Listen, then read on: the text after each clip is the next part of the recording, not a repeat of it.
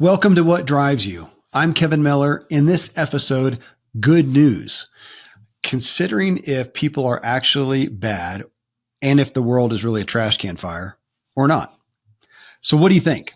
Honestly, when it comes down to it, do you feel that most people are by far and large truly bad people with ill intent? The ones you're sharing gridlock with, the ones you work with, even the ones that are in government and corporations. Is humanity just junk? Then what about the world itself? Is it just a trash can fire, like people like to say? Is there no goodness and beauty left? Well, you may well have heard of Upworthy. Upworthy is a media brand that focuses on positive storytelling. They've got millions of followers on social media and email subscribers who tune in to hear good news. So Upworthy recently came out with a book that focuses on the key areas of human goodness. Incredible stories. Stories of the best of humanity that people share with them each and every day at a great amount. The book is called Good People.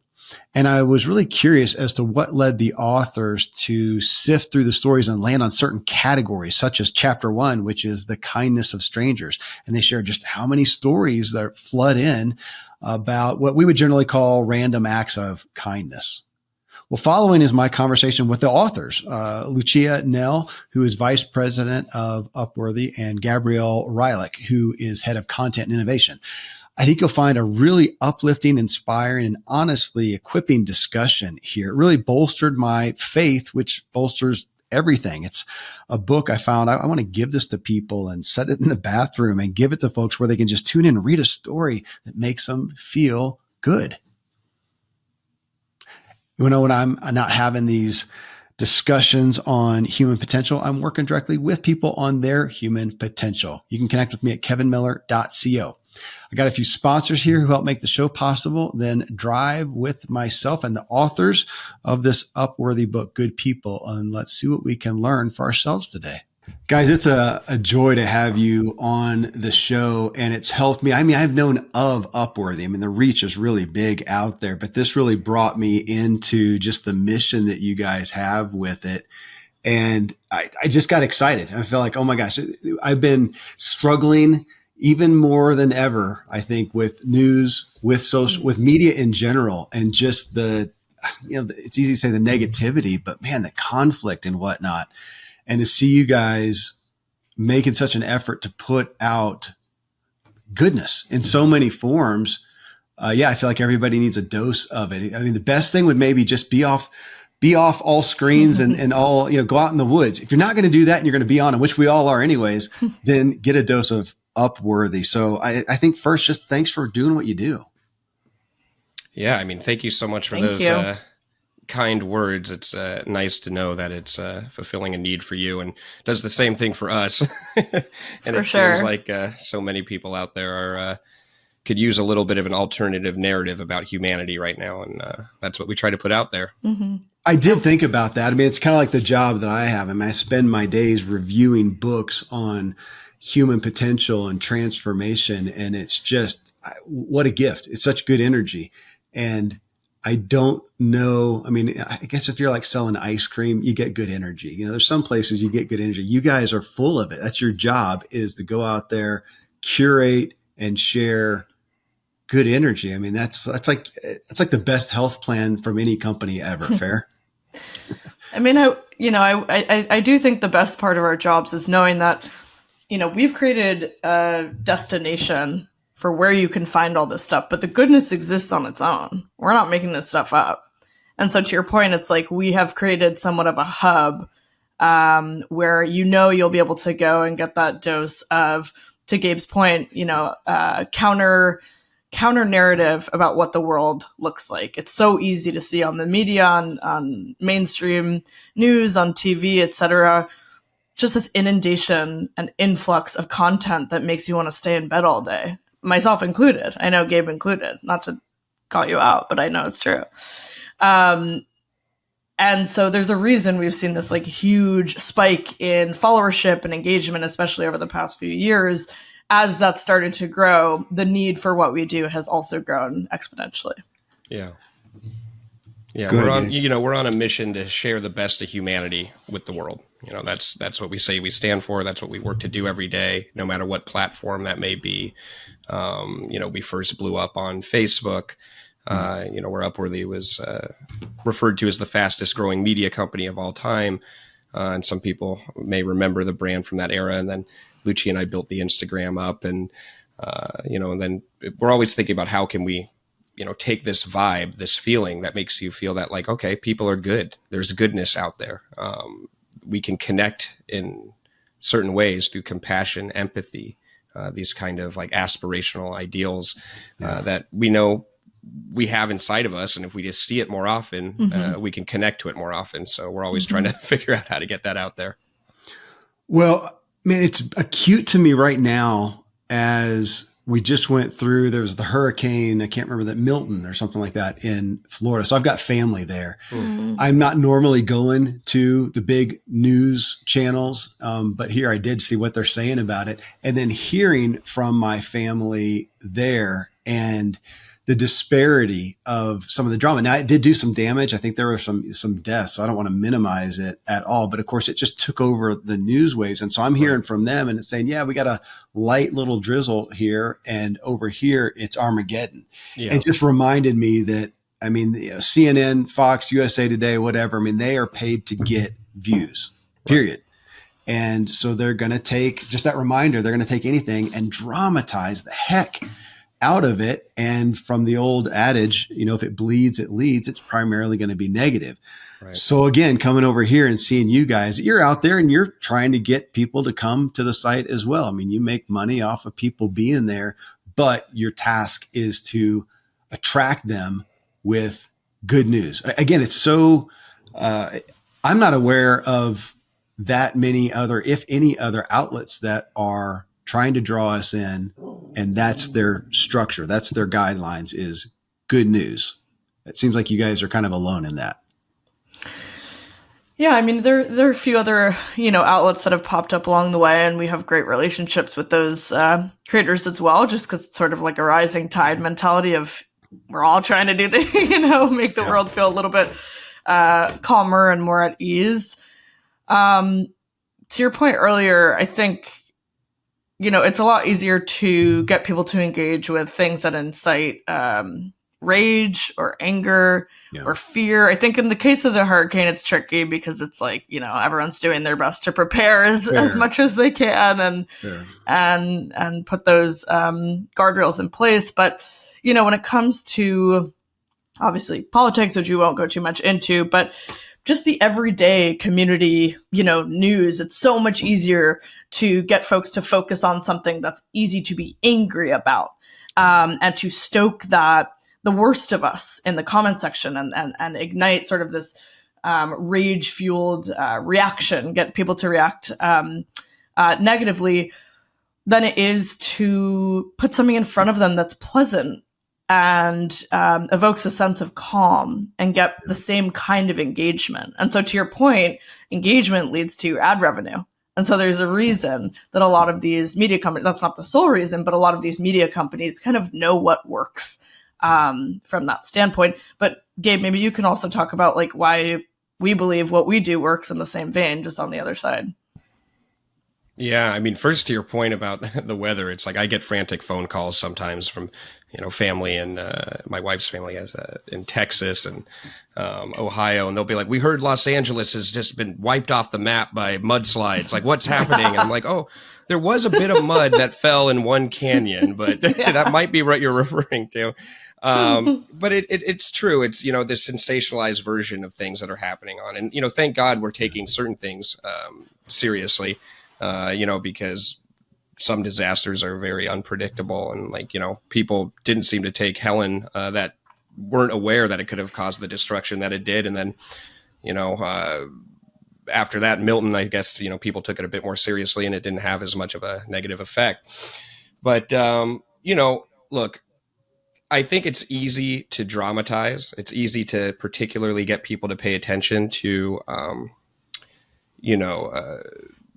things that are difficult, that can stoke strong emotions. And so that's why, folks rely on it, because it's the path of least resistance. But we believe that, the opposite can also be true. You know, stories of human decency can be very compelling.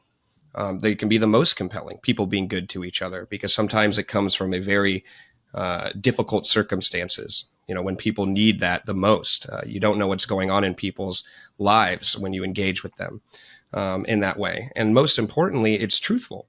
You know, it's truthful about the human condition, that we're looking for these things to happen. We're looking for goodness to happen to us. And we're also looking to share that with other people. The vast majority of people are looking to do that. And so I think when we can communicate about that happening in a world in an honest way that really reflects how that's happening, people appreciate it. And it feels very compelling because it is truthful.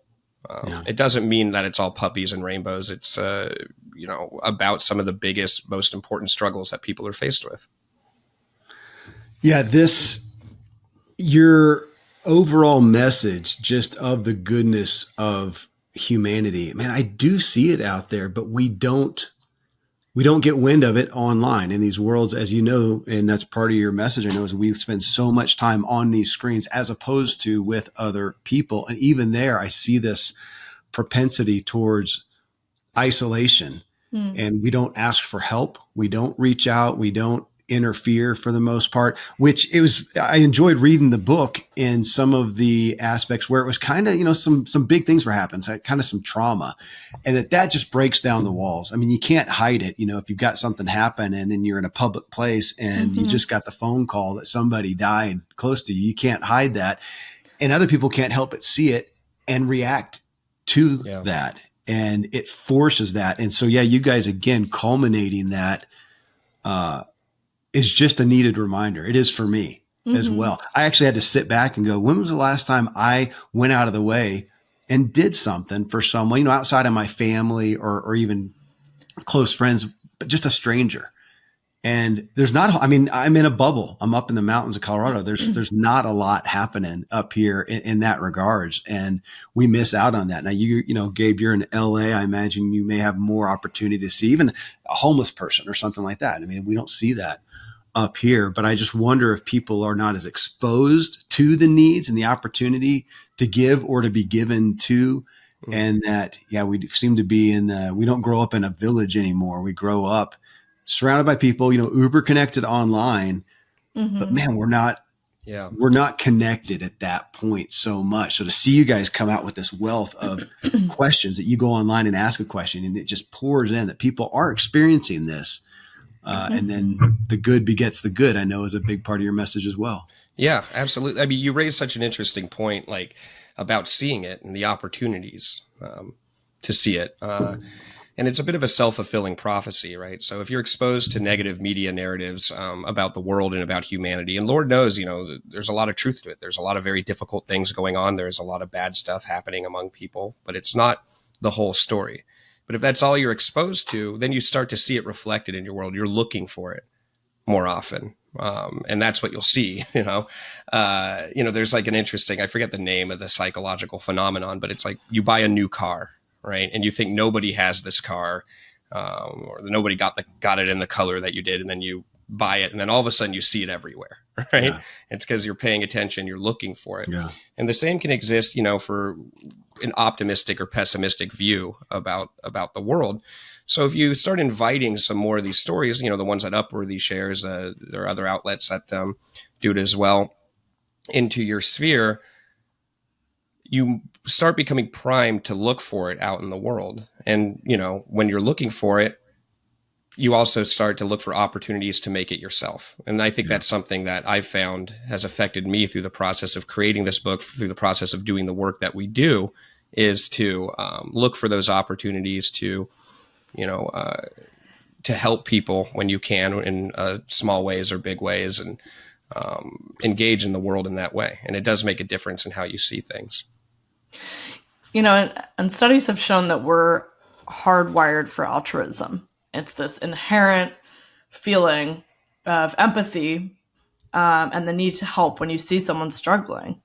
And so to your point, Kevin, of reading these stories about someone in the airport who bursts into tears because a family member has just died, I bet you that there's more than just that one person that thought about going over to her. You know, I've done that myself. Or like, I live in LA now, but when I lived in New York, you see someone upset on the subway and you'll see a host of people going up to them being like, "Are you okay?" Or offering a helping hand or a helping word in that moment. And I think we need to give ourselves a bit more credit as human beings, you know, away from the news, offline, you know, away from phones for a second, just thinking about your day to day in the present moment, going about, you know, walking around your neighborhood. For the most part, I mean, obviously circumstantially, but for the most part, you're probably going to have like fairly pleasant interactions with people around you. A little smile as you pass them, holding the door open for someone. You don't like, there's subconscious things that we do that I don't think should be overlooked, because those tiny things, you know, make up the day to day, which then make up the month to month, the year to year, et cetera. Yeah.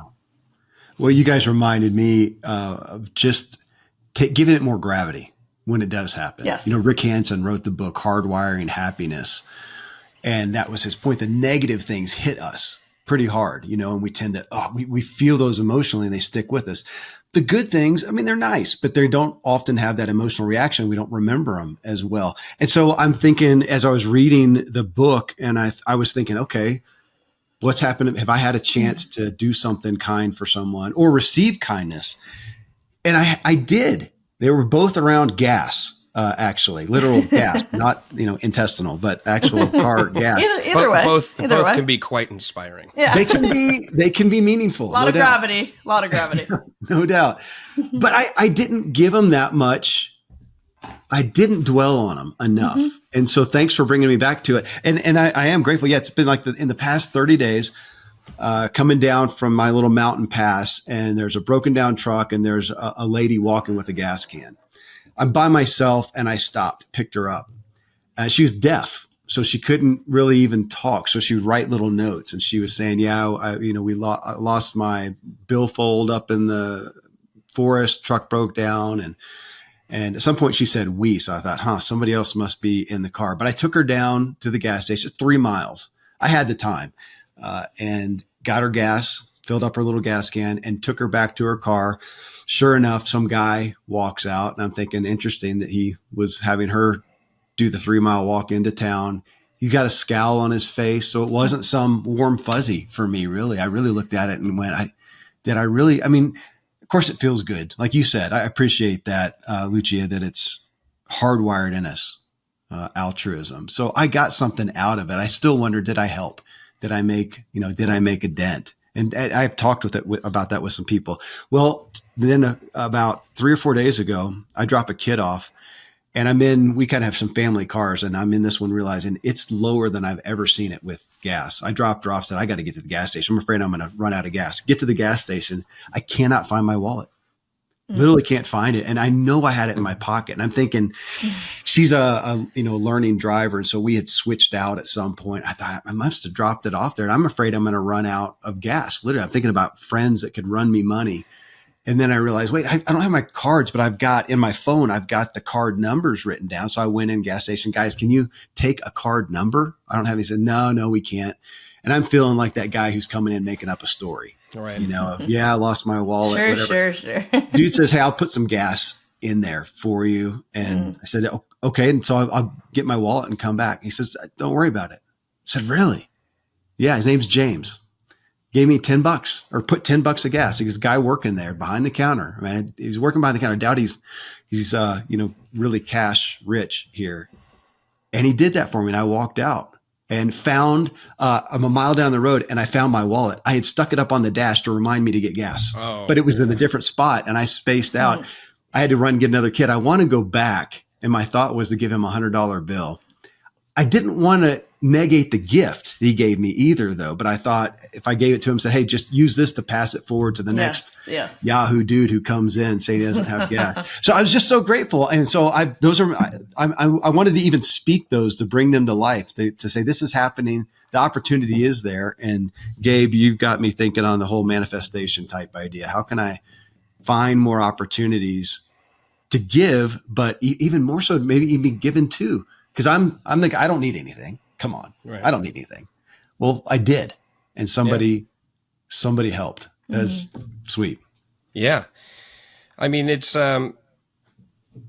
we do, I think, have a tendency to maybe overlook or not look for, the good things that are happening or for it to stay with us. But, there's also when they do happen, and sometimes timing has a lot to do with it, like what are you going through? What's happening in your life at a particular moment? And that can have, it's like a sliding curve between the gravitas of a small act, it's all about timing. If it hits at the right moment, it can just be the most profound thing in the world to get $5 of gas, or to have somebody hand you a flower, or to, take you somewhere that you need to be at a particular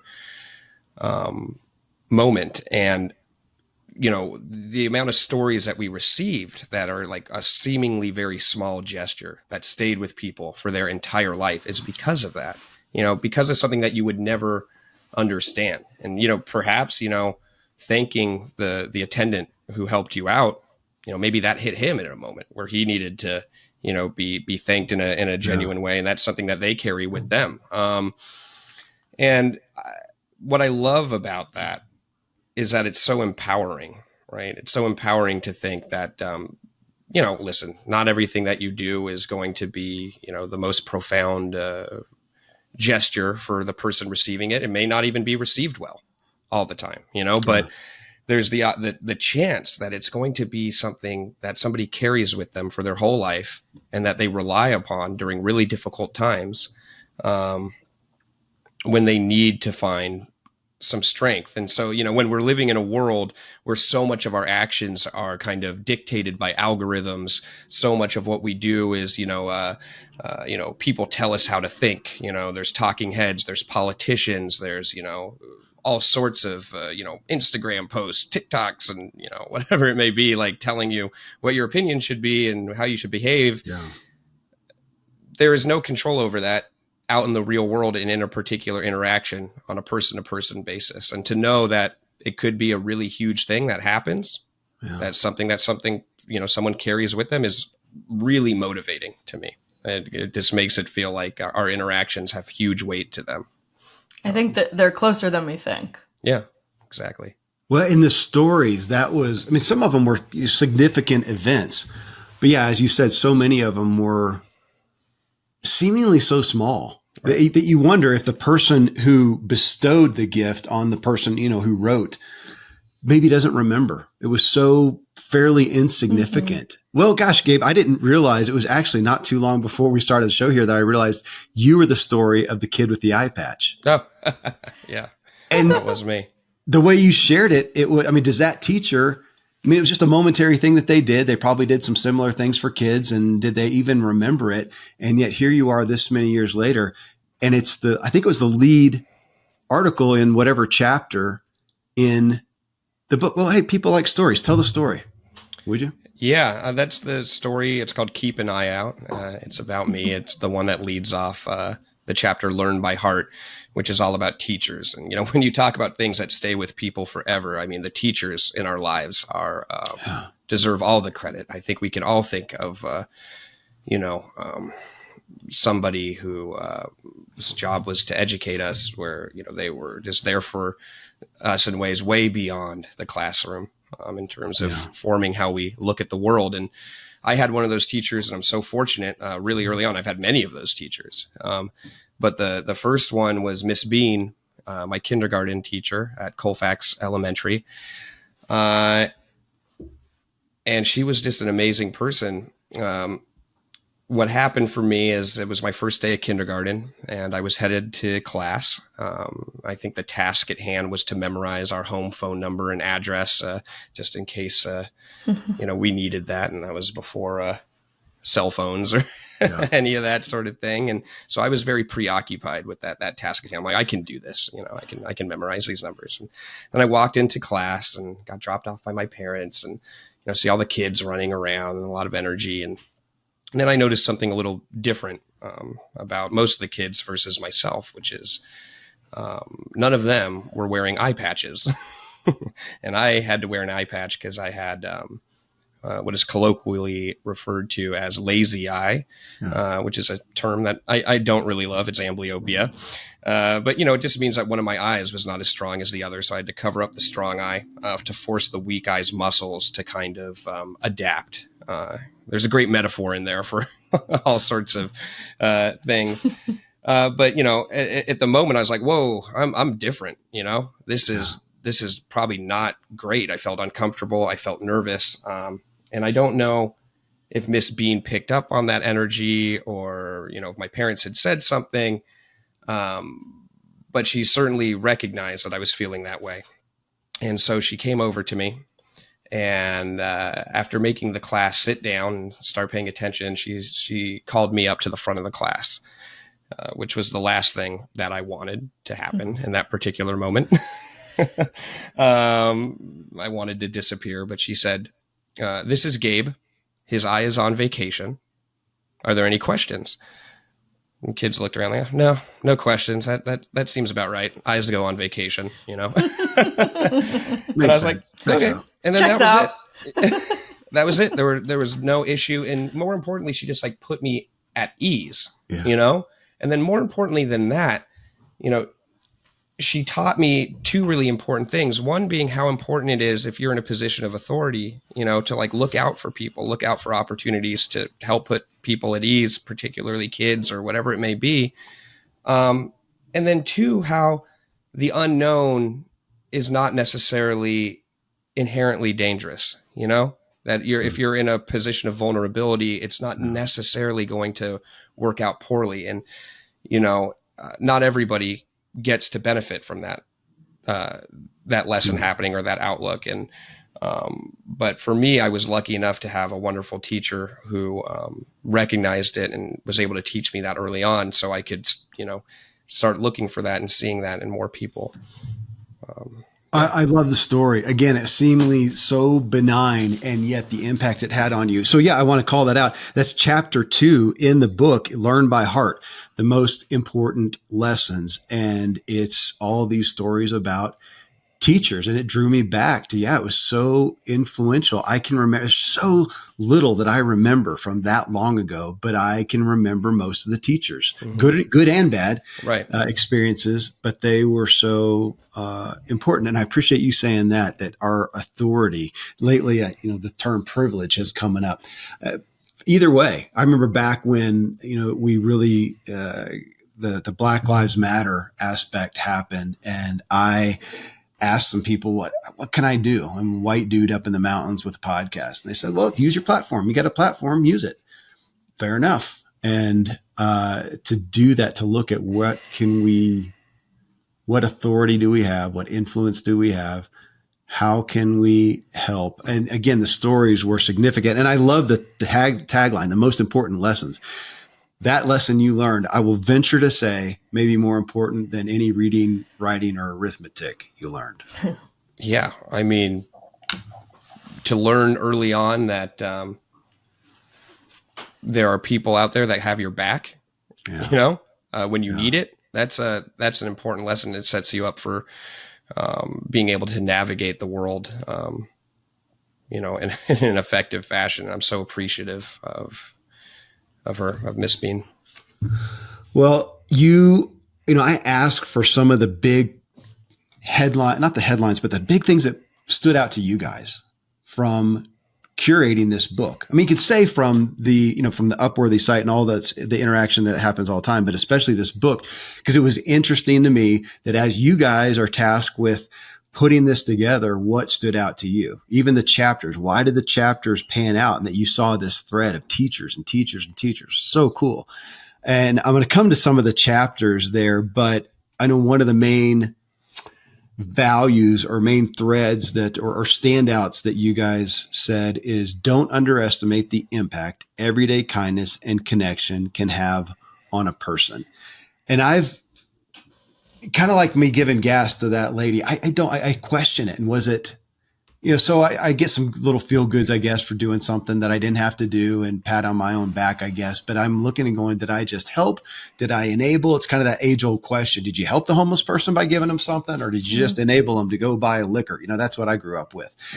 And I go, well, for one, it is a benefit to me. It's a good thing, no matter how you play it out. It's not a bad thing. I didn't mug them. I did the opposite. And so it's got to have some goodness to it. It's got to feel good to me, but not having to have a result. That's what it brought me to. You guys saying that the impact that it can have. And sometimes I want to see a result. I'm that selfish and that self-centered to some degree, or I just want my efforts to pan out to something. And it was kind of a reminder, just let it be. Just be kind, do something kind, and don't worry about the result. Just know that it can have. Maybe somebody else saw me pick them up. Maybe somebody drove by and saw me pick it up and thought, man, that's inspiring. Somebody's picking up a hit. Maybe I benefited somebody who I don't even know. Or again, maybe it's just put it out there in the ether and it's good vibes. Thanks for bringing me to that. For sure. And I'm so glad you brought that up of, maybe someone saw the act and then were inspired to go out and pay it forward to someone else. And great news, Kevin, is there's actually science behind that that proves out that, an act of kindness is obviously beneficial to the recipient of the kindness, kind act rather, obviously. It's also beneficial to the person doing something lovely for someone else. It raises levels of oxytocin. It brings you closer to that person, emotionally, spiritually, etc. But it also has a positive impact on an observer of that kindness. We call it the triple ripple effect at Upworthy. And, it feels, I've experienced it myself, seeing a kind act out in your community. You're like, wow, this really gives me hope for humanity. This really gives me hope for the future. And that's sort of the whole pay it forward mentality of you just don't know how your act of kindness can influence someone else. Yeah. And to me, I'm like, it's net positive, right? Whether it's like, who knows if this impacted the person? Who knows who else saw it? It's net positive. I don't think, anything bad or negative can come from operating out of that sense of altruism and empathy for someone else.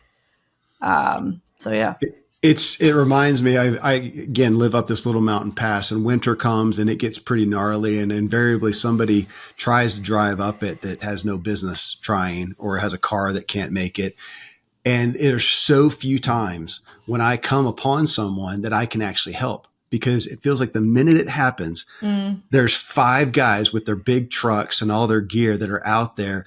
And I kind of feel like, man, they're loving this. They have a reason to use all their stuff and to get out there in the cold, go home and say, I'm late for dinner because I helped, I saved lives out there. And they do, they love it. It's like as exciting as the people who come up and get a Christmas tree and are driving down. They do that in our area as well. It's a national forest spot. And it's like part of Christmas. You're helping people out of the ditch. It's never been, it's always somebody just kind of slides off, gets stuck. It's nothing horrendous. And they love it. It's like a Christmas pastime for the area. And I think it's incredibly fulfilling. And times I've gotten to do it. It is, man. People are so grateful and you get to be used and get to be able. And, your second point on this was goodness catalyzes goodness. Studies show that seeing acts of kindness can be contagious and to think about the goodwill that comes around doing it. And we're in an age, manifesting is a big topic these days and positive energy and depending on how you look at that. But again, it's got to impact people, the very atmosphere that we're in. And I think you guys are seeing the results of that so often in what you do. Yeah. I also think it situates us as people within the broader tapestry of the human experience, talking about connection. Yeah. To your point earlier, it's so ironic that in an age where we're more digitally connected than ever, there are huge levels of loneliness in this country, but across the world. The Surgeon General, Dr. Vivek Murthy, last year came out with a whole study around loneliness and calls it the epidemic of loneliness, whereby over 40% of adults have experienced that. And it makes sense because it's so easy to be on your devices all the time, be scrolling, and yet feel isolated and siloed in the real world, as it were. And so there's something so rewarding to have a human to human interaction where you're making eye contact with someone else and having, to your point, a seemingly innocuous experience with someone actually stick with them, but also stick with you. There's a reason, the people in these, in this book remembered or had these memories decades later. There's a reason for that because it impacted them deeply, and it's a beautiful thing. Well, I want to expand on that because this point that one of the biggest points that came out was you guys said the stories of human decency may just hold the power to change how you see the world. They can be an antidote to the mean world syndrome. So I have a lot of therapists on the show, and just recently had one of them say that in an overarching aspect, people's worldview dictates so much, if not everything, even their ability, even this person's ability to do therapy and actually help a person. If they have the view that the world's out to get them, it's so hard to have a positive impact in their life as a therapist. And over here, if they have a world's for me tendency, how much easier it is, how much more traction that they can get and integration to personal transformation. And so, yeah, looking at the worldview, this again, is why you're on the show. And looking at the Upworthy site, I was on Instagram where you guys have like 5 million people, and I was just clicking on the stories, and they're just feel good stories. And I'm flipping through the book, and it reminds me, I'm old enough to remember the old chicken soup for the soul. Of course, yes. Yeah. I don't know if they still make those, but those were great. Everybody loved that. It was in everybody's bathroom across the country. And so this is the new bathroom reader. Love it. Yeah, is this book here, and really looking at the worldview. I mean, it feels like medicine. Like go read a chapter, go read the Instagram scrolls instead of the doom scrolling while you're in the bathroom or whatever you are.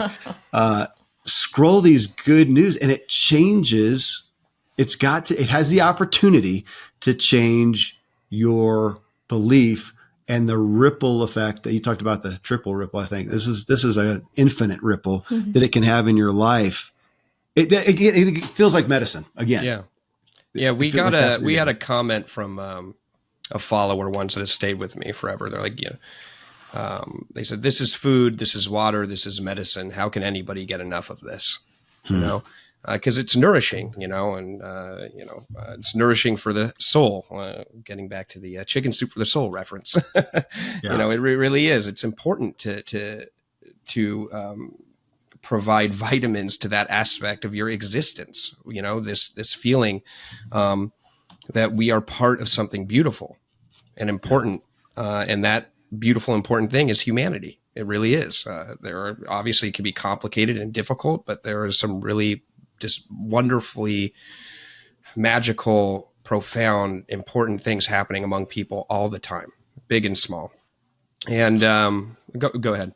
Well, no, the book's called Good People. And I don't know if I want to admit this. So I'm reading the book, and I just hadn't even paid attention to what the title was. And I'm sitting here reading, and I'm going through the chapters and looking through the threads, and I'm thinking, it's all about people. It's all about, and I'm writing my own notes thinking I'm pretty smart.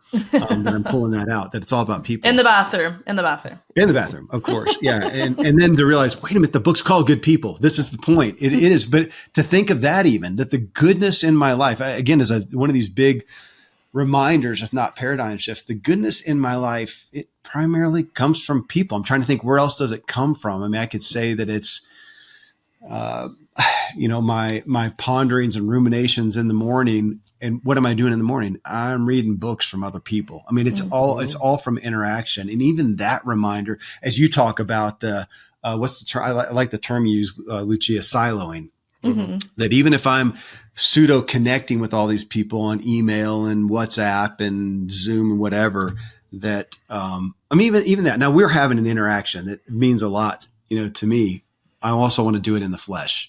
Yeah, for sure. Well. And for sure. I can be siloed sitting right here on a Zoom call. Yeah. I mean, it's interesting. It is all about good people. I mean, every good, thing that you're interacting with, everything that you're doing, there's a person responsible for it. None of this would be happening if it weren't for people. We wouldn't be having this conversation, through this technology. We wouldn't be able to, create a book and share it with the world. We wouldn't be able to rely on the, act of writing and reading itself without just, Lord knows how we came up with all of that, but it's just, part of this wonderful story of existence that we're all taking part in. And it's, it gets a little like, hippy dippy to look at it from that way, but it's true. It's like, wow, what a wonderful, beautiful thing that we're a part of. We're hippy dippy friendly on this show. Good.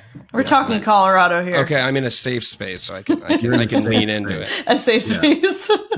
I'll also say, to that point, one of the greatest parts of putting this book together was being able to put real human beings to social media handles.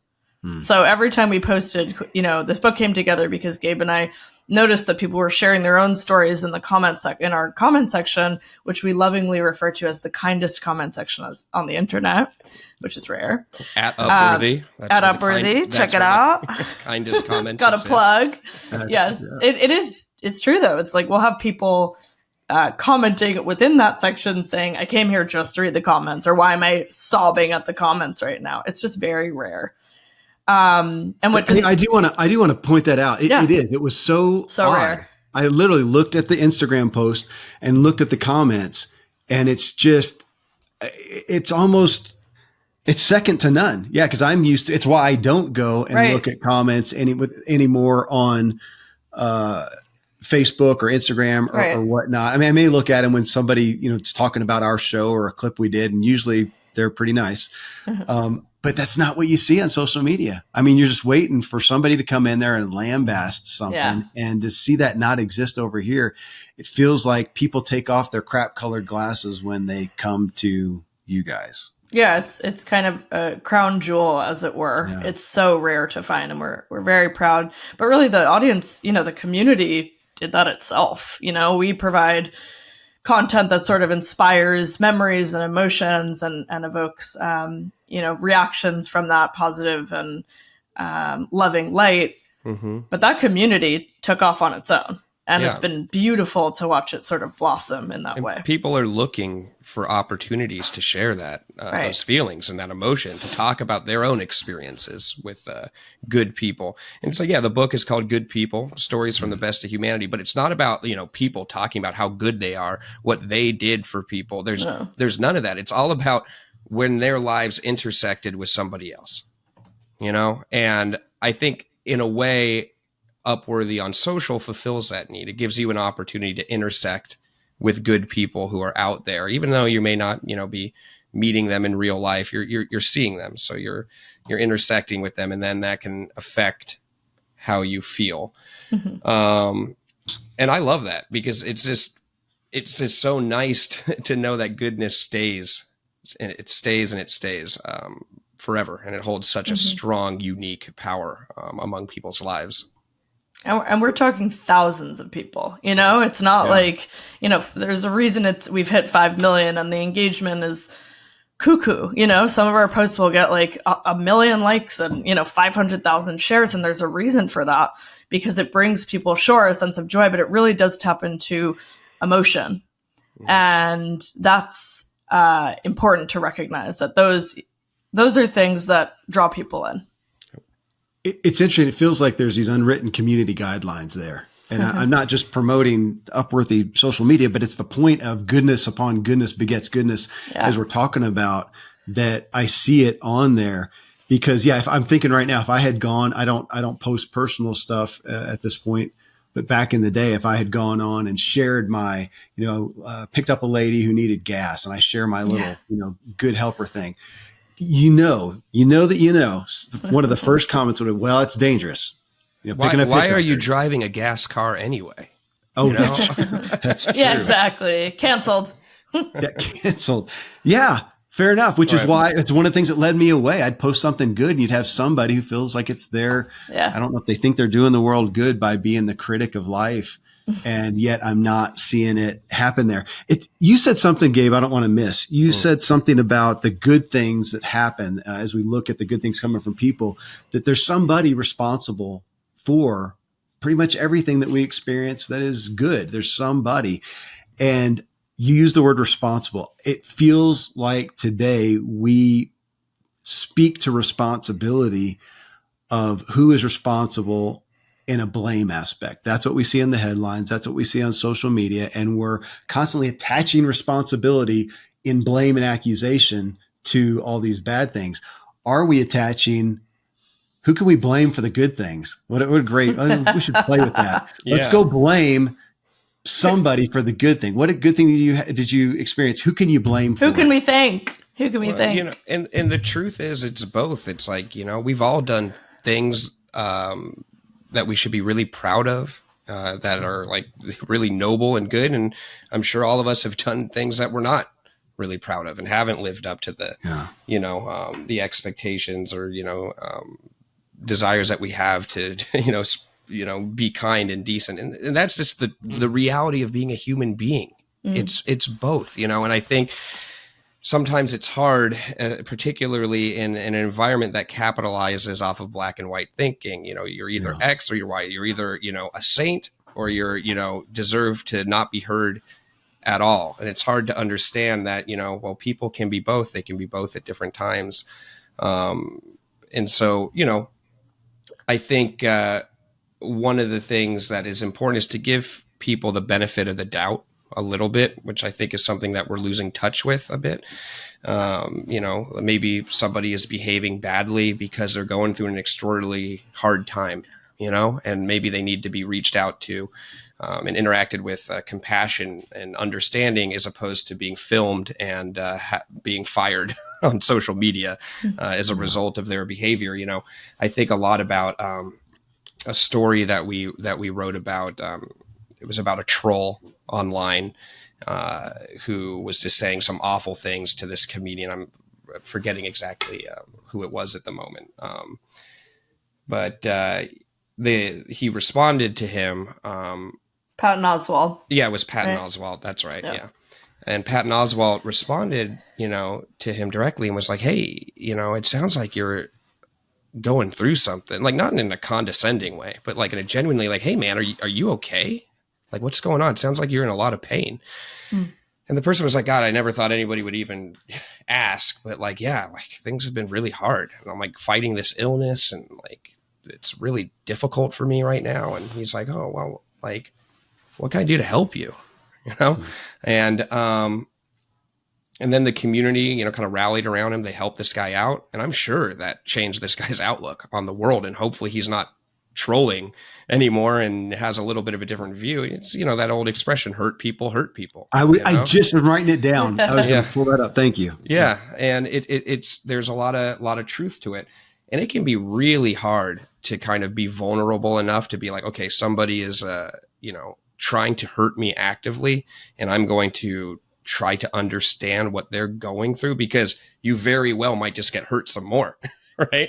And that might be a hard thing to stomach, but, you know, you might be able to get through as well and cause a change in someone's outlook. And, you know, there's a lot of that happening. I think there's a lot of like mass trauma processing that's happening online right now. And it's the easiest kind of outlet for people to kind of like, you know, vent that bile that is inside. Like, it's got to go somewhere. And sometimes it's the easiest places to just like, you know, throw it out online. And then that's not even to mention, you know, things that are happening where people benefit from getting folks fighting and, you know, but yeah, it's you know, it's there's an opportunity to engage with people from a sense of empathy and compassion, no matter what's happening. And yeah, I think about that Patton Oswalt story quite a bit. The hurt people. That's where I've been drawn to more. When you see that person lash out, to think, man, there is a wound or there's a threat.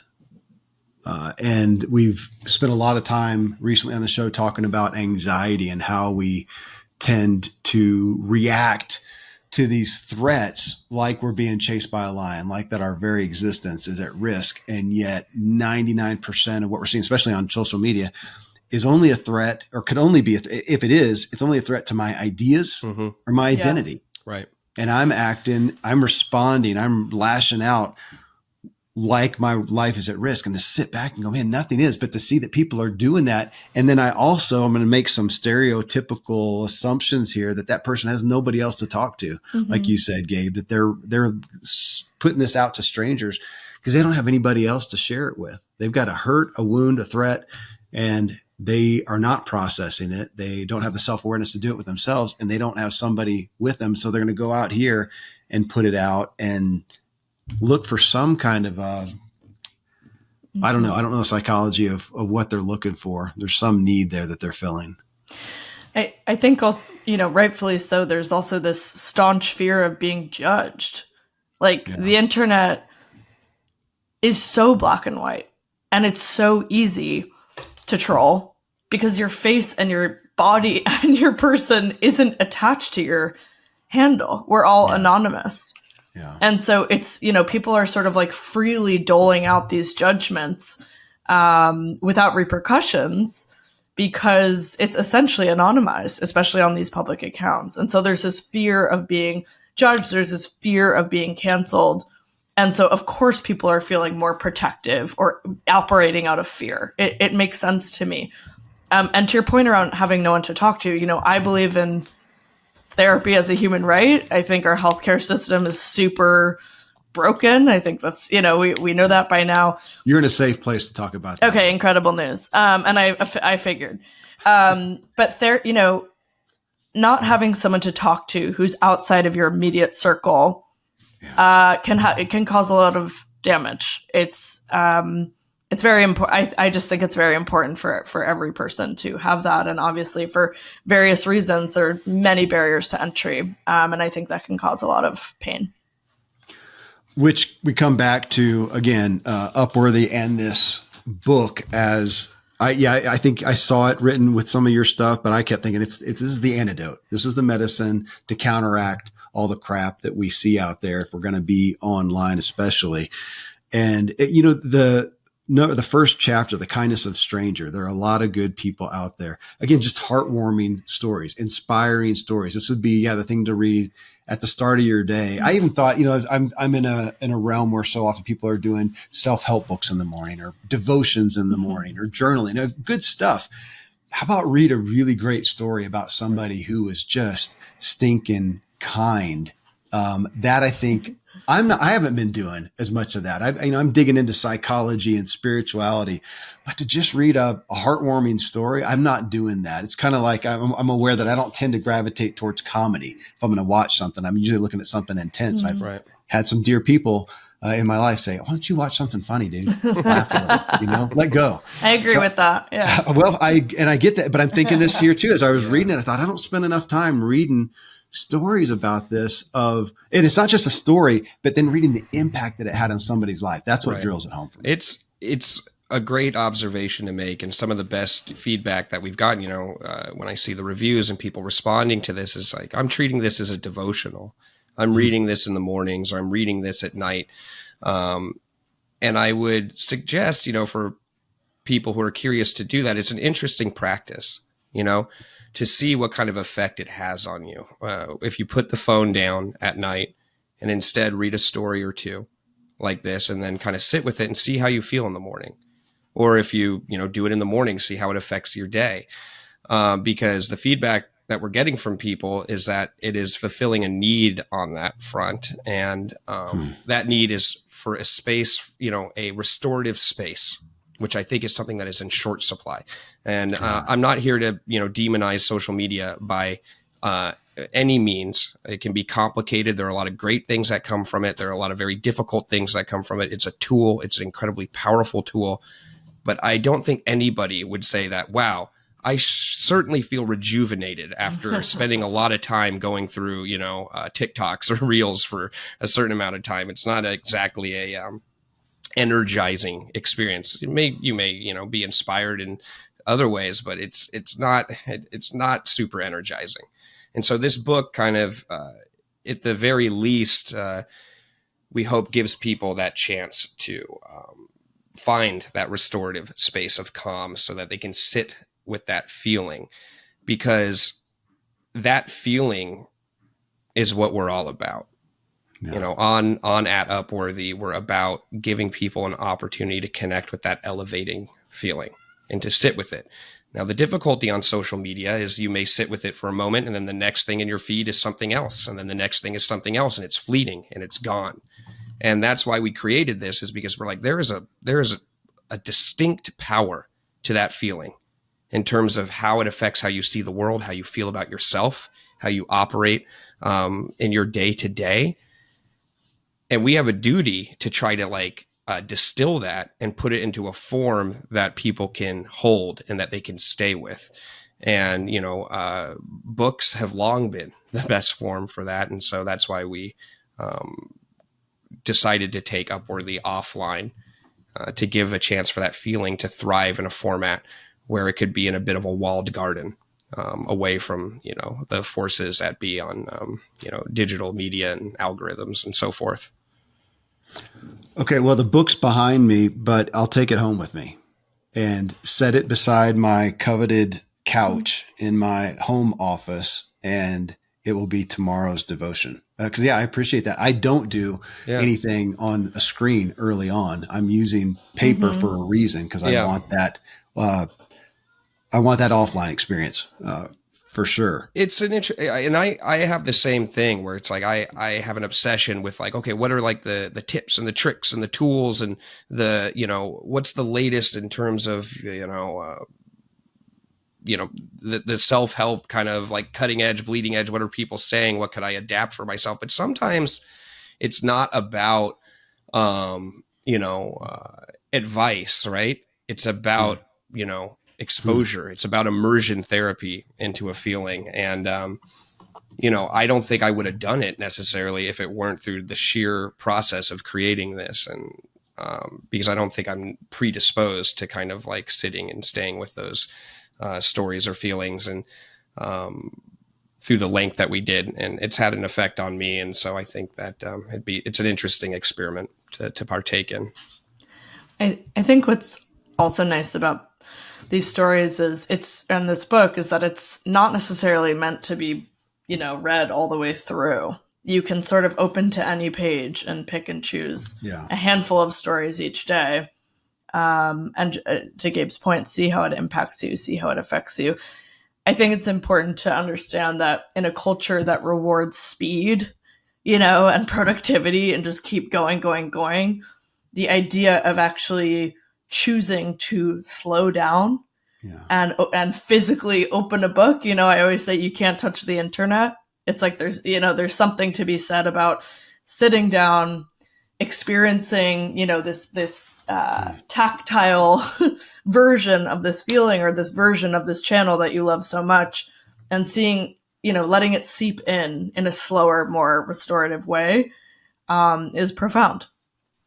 Okay, that's interesting. The word tactile. Thanks. I was looking for that earlier. I think I've realized I do go on to Instagram. We have, we'll connect with you guys, sure, for this on the show. So I go back and forth with direct messages with guests and whatnot. So I'll see stuff. And every once in a while I'll scroll my wall, which is usually all of them. It's 100%, self-help, or maybe something that I looked at that it picked up from, Alan Watts or Ram Dass or something like that. And it's good stuff, but I realized for some reason it's that like the scrolling is so addictive, and you just go from one to the other. And I don't come away with hardly remembering any of it. And yet I sit down with something in my hands in the morning, and I can read a sentence and I'm off. It's spurred something in me. I think there's something significantly there. And I also appreciate what you said, Gabe, with advice. That's the world I'm in. I'm sitting here thinking about myself in this show. It's pretty much advice. I don't give a whole lot of space to the stories because I tend to be a bullet point type of guy. And yet your book is not about advice. It's about example. And we know that historically, that so often people say, all the stuff that I was taught, the thing that impacted me the most, better and worse, is the example I got from, my parents or my teachers or somebody in authority is the example. I didn't hear what the pastor said, but I saw the example, and, that took me down whatever road, again, for better or worse. I'm going to use that and look at how much, because I would say right now, my show is probably 95% advice. It's self-help. I mean, those are the books behind us. That's why I have on the shows. I'm probably not sharing enough example. So thanks for that. Yeah. And I mean, different things work for different people, certainly. but it's just, it's good to leave space for it, and or to find whatever those things are that invite that into your life. This book being one tool, but Lord knows what other tools are out there that work for everyone. And to your point about sitting with something, I think it's a question of like a gravitational pull, right? When you're on social media, the gravitational pull is forward, forward, forward. So even if you have that wonderful Alan Watts quote set to this really beautiful music and you're like, ooh, this is great, I got to forward this to my friend who I know will like that. Boom, you do it, on to the next thing, right? Yeah. When you're sitting with something, when you're, Kevin, when you've got your pen and paper out and you got the book in front of you, the gravitational pull is like there, right? It's not going elsewhere, or it's leading to something inside. True. And I think that's what's really nice is like when you have that chance to be pulled deeper inside into feelings as opposed to forward to more content. There's a difference between content and so everybody go now, get the book Good People. It's on Amazon. Just buy the sucker. You can hear us. All right. And another thing I wanted to pull out here is, this would be an interesting question. I mean, because in the book, you've got so many stories of significant things that happen. I mean, somebody died, somebody had an accident, somebody was abused, somebody is in poverty, some of these big things that, again, I'm going to pick on myself up here and I'm admittedly in such a bubble up at, we're 8,500 feet in this little mountain town. Not a whole lot of crazy stuff that is happening. And I can see a lot of people, again, in our isolation, even if you're in a big city and you get in your car and you just drive to work and go up the elevator in the parking garage and into your office, you're not being exposed to a whole lot of human need out there, which is really gratifying to be involved in if you see something like that and to be able to help. But with that not happening, I was sitting here as you were talking, and I was thinking how much in the book is kind of like what your story was, Gabe. It was just a word of encouragement. It was just a word of acknowledgement. There was no big event that happened. It wasn't an event at all. It was just a kid with a patch, and she saw, for whatever reason, thought, might be helpful to just say something. And it was a brief thing that happened and impacted you. Here you are all these years later. What can I do right now with a word of encouragement to my kids, to my family, to the receptionist out here, the guy who runs the office, the chiropractor that's in the building here, somebody that I see who's a friend from town, where I can offer a word of encouragement, which I'll admit is not a natural thing for me. Right. I think some people are more naturally drawn to those encouraging words. I know those people, they stand out, and I'm not. I have to think about it and intentionally speak that good thing that I'm probably thinking, but I don't think to speak. But that I can do. And so on that note, again, it just gets curious, ballpark. If you had to think of the 101 stories, right, in the book, how many of them were in essence a word of encouragement or an acknowledgement, kind of like what you gave? It wasn't dealing with some catastrophic event. Yeah. Can I jump in? Yeah, please. So there are two of my favorites. They're all my favorites actually, but two that come to mind immediately, that are just so beautifully paint exactly what you're talking about. So one is called Nothing Lasts Forever, which is by a woman named Aaliyah, who we got to meet in person in DC at one of our reading events, which was incredible. And it's just that exact idea, which is where she was having a horrible day for various reasons. She ended up sitting at a food court in a mall and just like totally breaking down, bottom of the barrel, having a terrible time. Yeah. A guy comes up to her and says, "Can I sit with you?" She says yes. He sits down, lets her, feel her feelings, and just is sort of silent. And then after a few minutes, he goes, "I don't know what you're going through, but whatever it is, nothing lasts forever." And then he just gets up and leaves.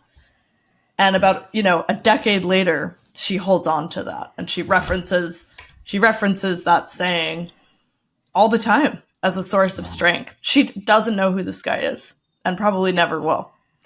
And just so this tiny little example of this guy being observant enough and present enough to notice that someone was struggling, and then be able to be open to that part of himself, to be able to tap into that implicit empathy in himself and say, you know what, I'm actually going to go out on a limb here and offer some words of encouragement.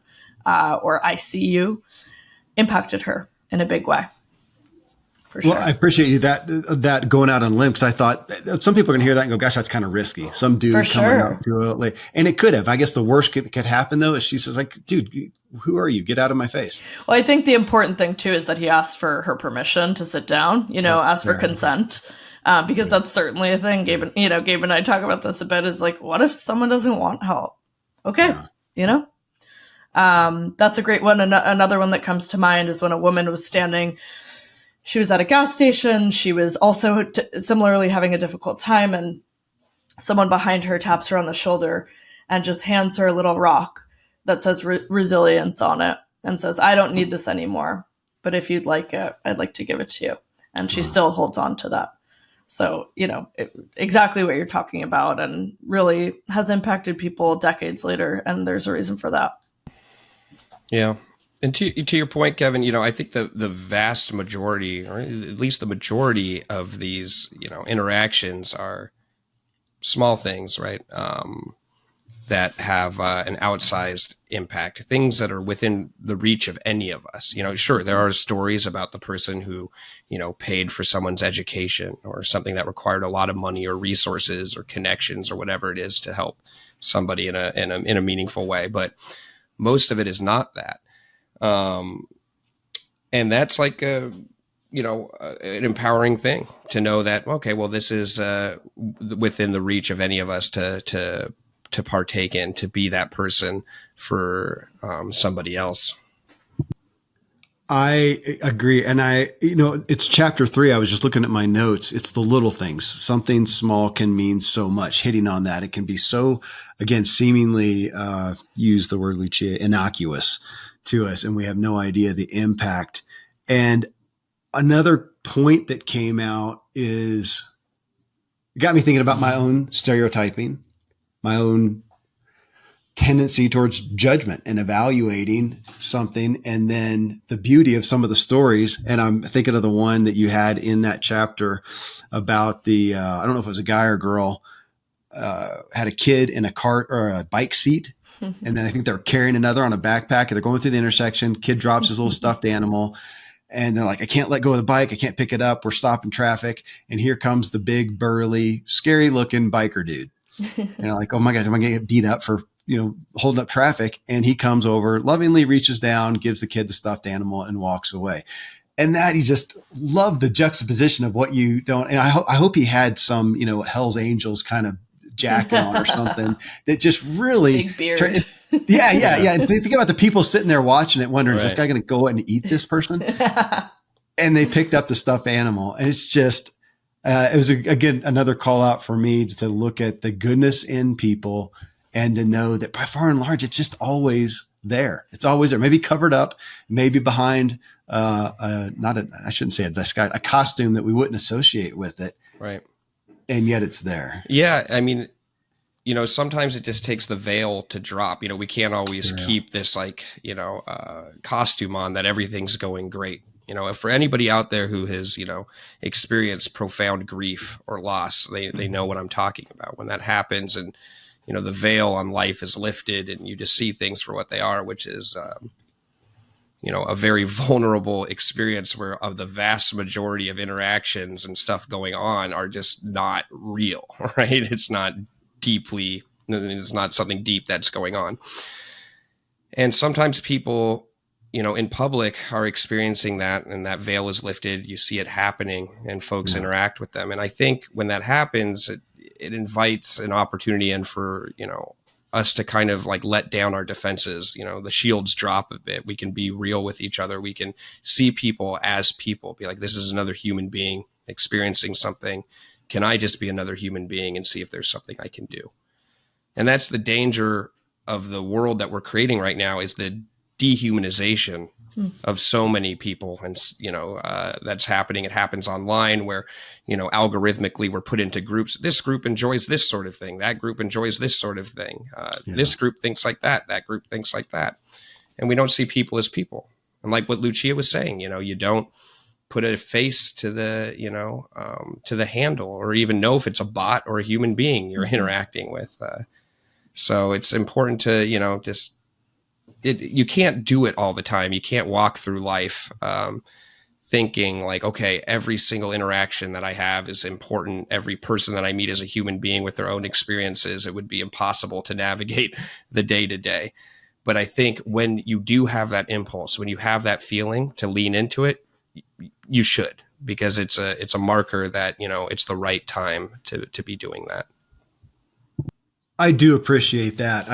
We've had times of being in a big city and maybe with the kids, and again, we're not used to the homeless population, and it's just overwhelming to me. It's heartbreaking. It's overwhelming. And then you get one of the kids that go, guys, can we give them something? And sure, as we walk along, it's like 50 at some point, you don't. And then even looking at some days, and some days I'm feeling it. Some days it's just a light in my heart, and some days I don't feel it, and letting myself honor even that feeling of that, and figuring that there's somebody else who's going to be moved to, though it brings up that I know that we see depictions of that propensity to think somebody else will take care of it. Mm-hmm. I've struggled with that. I've struggled with feeling like, man, I'm in a hurry. Somebody broken down on the side of the road, and I just want to think that they're already taken care of, because I just don't want to stop and deal with somebody else will take care of it. And I then concern myself with how many of us go by and do that, and the person is there. I picked up hitchhikers. I said, yeah, man, I've been thumbing for like an hour and a half. Really? I mean, hundreds of cars have passed, and that's disheartening. And yeah, it causes me to question myself when I have that tendency to do it too. Somebody else will help. It's got to be a big part of it. I think it's also a matter of like making it easy for yourself to be that person. So for example, in LA, I like to keep like a pack of water bottles in my car, a pack of granola bars in my car. So it's not hard to second guess. It's like, okay, obviously it's not solving a huge systemic issue, which is heartbreaking and frustrating. But at least it's an easy, simple, direct way to hopefully impact someone, because it feels good, it's helpful for them, and it's the right thing to do. I see how if I can be politically correct with this tangent, wonder about some of the demographic of people who are prone to give. They're prone to reach out, and who they are. And I'm sitting here wondering, I hadn't thought about this before, but wondering if the more, I don't know if I should use the word privileged, the more abundance you have in your life, are you more or prone, more for or less prone, more prone or less prone to give? If you look at the people, again, I'd be really interested in a survey of all the people that you have stories from, of where they do fit in the demographic. And it may be kind of convicting to see, gosh, yeah, my type is not much of a giver. How interesting is that, and why? And I know what spawned that. It was the story in chapter 6, Away from Home. It's a Beautiful World, stories from around the country. And it was, I don't remember where, I think it was a girl, where she was. She dropped her bag, had all of her important papers. It's probably the first or second, story in there. And some guy, and I'm picturing in my mind, in this third world country or whatever, who took a 2-hour trip to get into town and then go door to door looking for work. And he's the guy who sees her drop it or something like that, doesn't know how to contact her, sounds like hours searching for her, taking buses, hunting her down to finally have her show up. And then he gives her this bag and then doesn't want a reward. I mean, that's just not who we think. We think of, that's the guy who needs the hand out or the leg up. And that the affluent person is going to be the one to help. And yet so many of the stories, it's not that. And just like the guy at the station that gave me the $10 for gas, he did not look like somebody who was very financially affluent. I would put him on the rougher side, and he's working at a gas station. He can't be raking money in. He did it. What's the propensity? That's like, what's the stereotype of the person who's most prone to give? And I'm interested in looking at that and going, how much of that am I emulating? I think it's a question less about, socioeconomic status or privilege, and maybe more just about disposition to seeing people as people, right? And recognizing that kind of stuff. And I do think that socioeconomic status can play into that, it can, kind of change your maybe natural inclinations to, just dial in onto the individual and see someone for who they are at a particular moment in time, or have different defenses that are going up. And then I think some people are more naturally predisposed to feel that way, and some others are not. I don't think every person in the world is as compassionate or empathetic as the others, but I do think it's a muscle that we can work on, that everybody can work to develop, and to kind of like shy away from the things that tell us not to see people as other human beings, but as just, groups that you may or may not like, but, and to engage with the things that allow you to connect with people at an individual level. It's important to invite those opportunities into your life, because, then, maybe it's something you start seeing more of, or that you can partake more of yourself. I think also to that end of seeing people as people, the same applies to folks who are giving or not giving. It's like, we have no idea how someone grew up. It's like maybe they ended up climbing the ladder, or were able to, given a scholarship or whatever, and then ended up getting to where they are now. So I agree with you, Gabe. I don't know if it's easy to necessarily look at the demographics specifically. But that certainly could factor in. We just don't know where, what people's life experiences were that led them to that place. Yeah, I would say that everybody has that inside of themselves, though. I think, for sure. 99.9, sure, you got your, certain people out there that are probably incapable of feeling for another human being, but, the vast, vast, vast majority of people have this inside of them.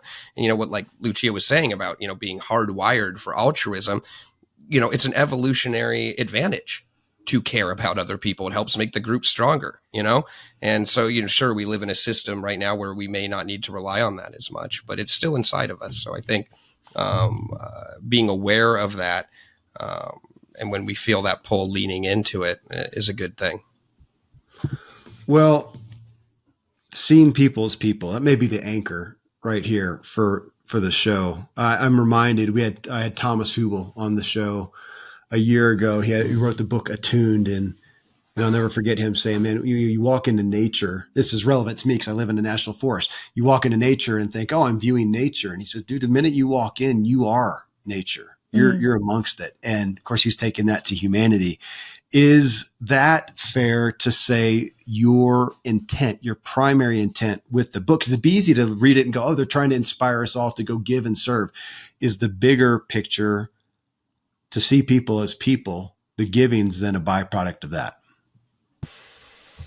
I think for me, the big takeaway here is to start seeing more of it in the world, in yourself and in others, human decency in general, because it's out there, and we are inundated with opportunities to see the opposite all the time. It's all around us, the biggest news channels, the biggest stories.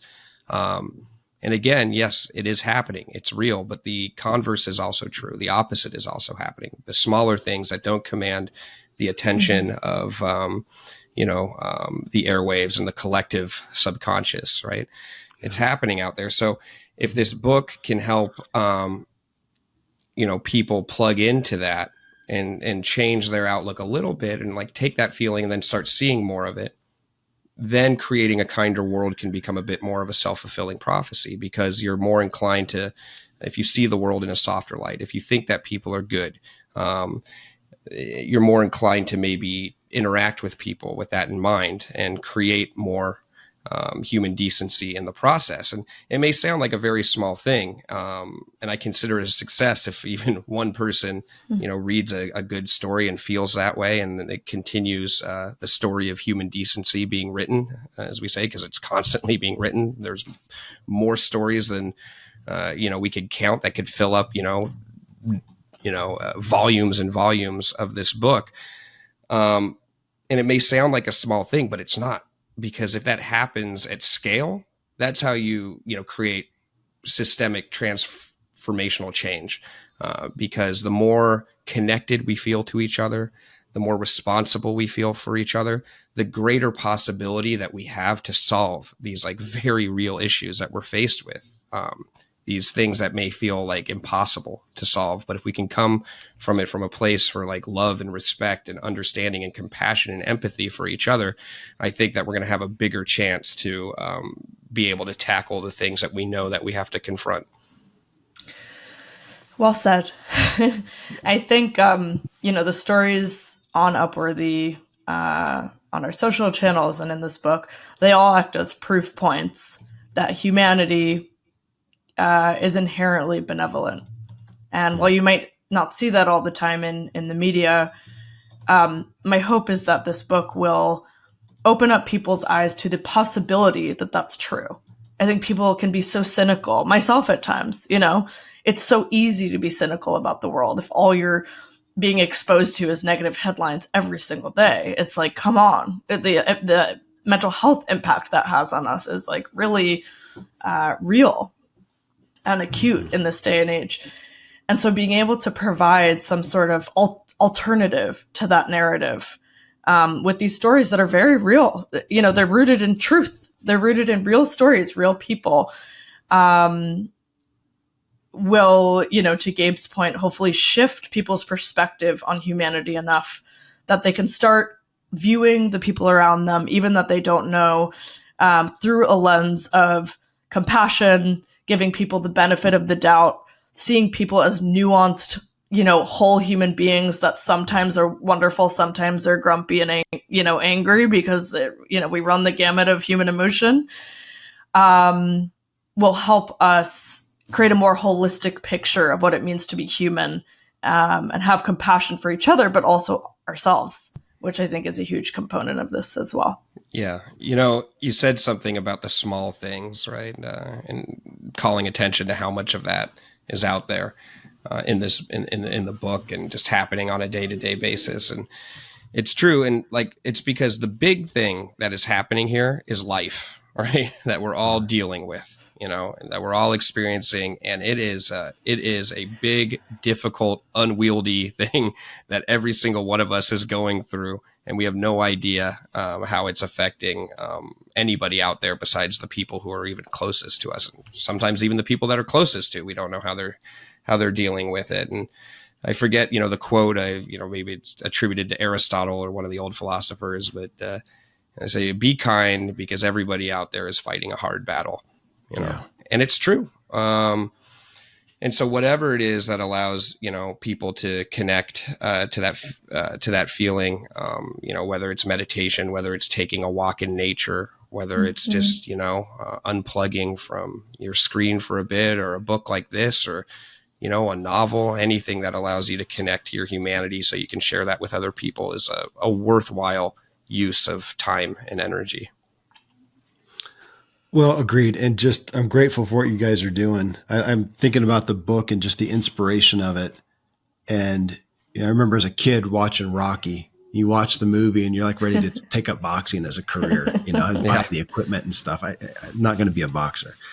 And yet the inspiration from it is so dramatic that's what the book does. I mean, everything you guys are doing. And I'm grateful. I'm grateful to have gotten a hold of it, to gotten to know you guys and to share this with folks. And the book will be it'll tomorrow morning. You'll know I'm reading that thing and inspiring myself and open up my eyes to. Again, I appreciate your perspectives on human decency and what you said, Lucia. The humanity is inherently benevolent. I mean, I believe that, but it's a belief that I can continually. I need reminders of my own benevolence inside of me and of other people, and to start seeing them as people more, as you said, Gabe. Guys, thanks for being here. Thanks for doing what you do. And it's an honor to share it with people. Yeah, so awesome. Thank you so much for having us. This was lovely. Yeah, Kevin, we really appreciate the time to be able to talk about this and share it with your audience. So thank you so much. Likewise. Thanks, guys. Well, friends, thanks for tuning in with me today. Again, that was Lucia Knell. She's vice president of Upworthy, and Gabriel Reilich, who is head of content and innovation. And the book is Good People, good people. It's by Upworthy. You can buy it on Amazon or wherever you want to go to. And it looks to me like they didn't ask me to, promote it for Christmas, but what a great book to give to people, and just something uplifting, something good, something inspiring, something that motivates you to want to be good. Got a comment for myself or my guest here? Let me know. Go to kevinmiller.co. And until next time, I hope this episode really helps you drive further and enjoy your ride. Yeah.